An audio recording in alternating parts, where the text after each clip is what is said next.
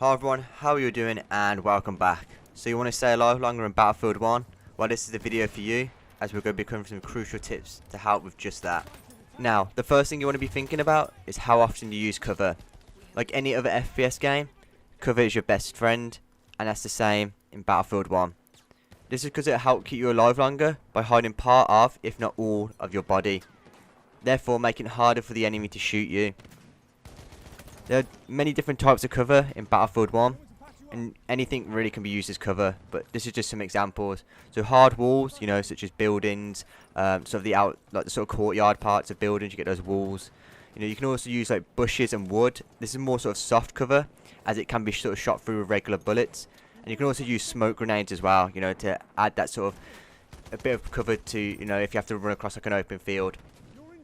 Do be aware though that like 95% of buildings, walls, pretty much anything can be destroyed, like either partially or fully.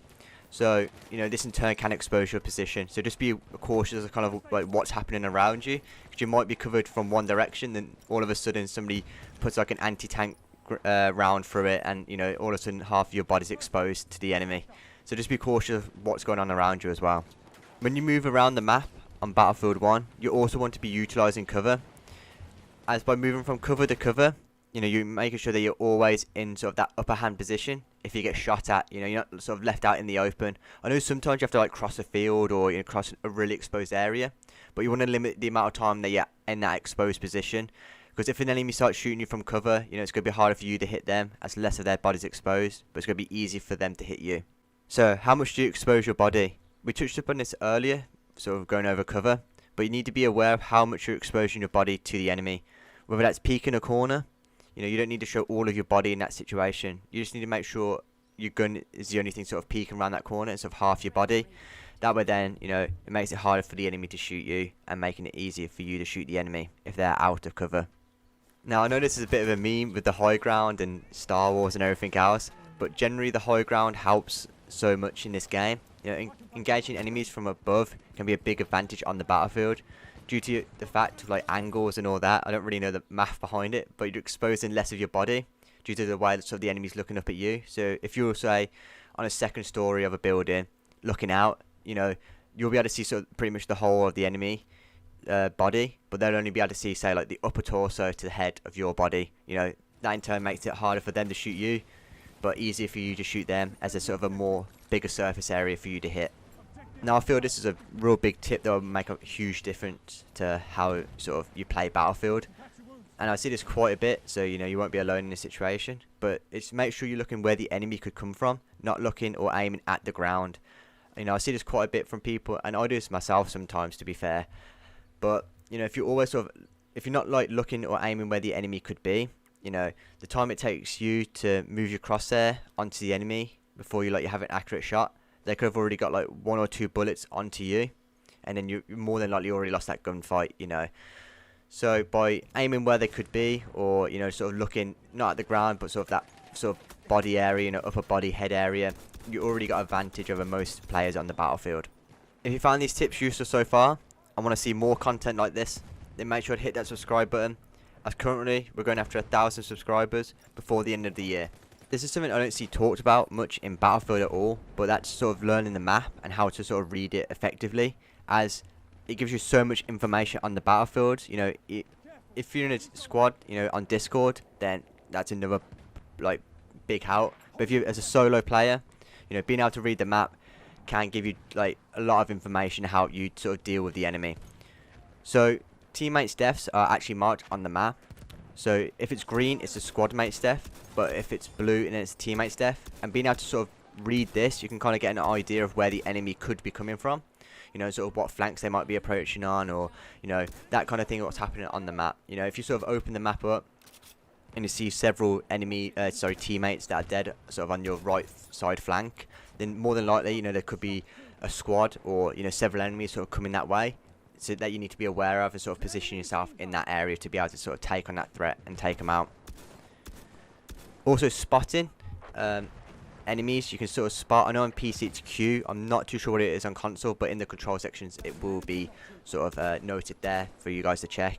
And spotting helps both yourself and your teammates. as it sort of highlights the enemy on the maps, and sort of above their head is like a little symbol sort of showing them, and it's only for I don't know, a few seconds, but that's enough time for your teammates to once again get an idea of where the enemy are coming from, and you can sort of get once again more of an idea. So the more people that are spotting, the more enemies that are marked on the map, that in turn helps the teammates. So just be spotting as well. You get a bit of XP for it as well, but it's just so simple. It's just one button press. I do it all the time, just running around, see an enemy, spot him, even if he's off in the distance, or if there's a plane in the sky or a tank, I just spot it, because it helps everybody on the battlefield, well, on your team really.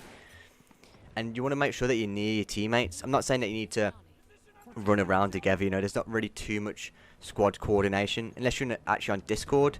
It's not like other games, say like How Let Loose or Squads, where there's sort of inbuilt sort of voice chat. I mean, there is, but it's not like the whole sort of tiers where it's like squad chat, local chat and all that stuff. It's only really just squad chat.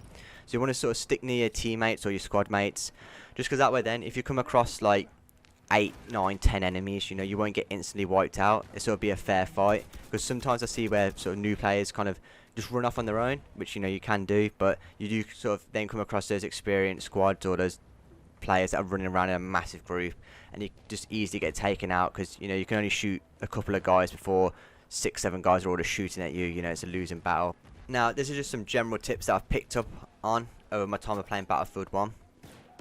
So footsteps are actually a huge feature in this game, and when you're moving around the map, you probably hear that they make different sounds when you're in different sort of surfaces, whether you're in like water, on wood, say like cobblestone, like on the roads and stuff like that, or in the grass. It does make sort of a different noise, and you want to utilize this to your advantage. So that way then you can hear if enemies are sneaking up around you. And this sort of comes into play with another tip, is making sure you have headphones. I know people like to play through like their TV speakers or that kind of thing, but just having a good pair of headphones will put you ahead of most people. You don't have to spend like £200 or something like that on the headphones. Even just like a cheap £5 pair, will help. Unless you have that sort of directional audio from the speakers, but most people just play it for their TV. Just having like a good pair of headphones does help to give you that sort of situational audio. Whether the enemy's above you, below you, left, right, you kind of get that idea from the headphones. Now, you don't want to always stand still. You may see in some of the gameplay, I'm sort of always sort of strafing.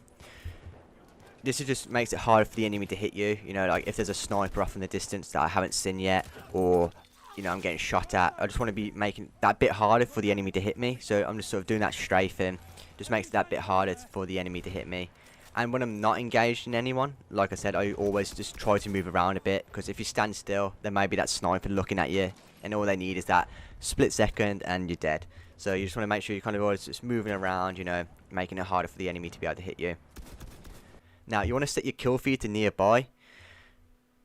As I've seen quite a few people just have it set to all, but for me, I don't see why I need to know what's happening on the other side of the map. Like I don't need to know that my teammates killed somebody on the other side of the map when I'm like 5-minute run away from it. You know what I mean? So having it set to nearby, it only updates when teammates and enemies are sort of fighting in your vicinity and killing each other. So that way then, if I see in the map, oh, my teammate's just been killed, I'm like, okay, there's an enemy nearby. So, and vice versa. So just, it's once again sort of linked with the map. Like, it's a game changer, and I found it's really helped me on the battlefield be more effective.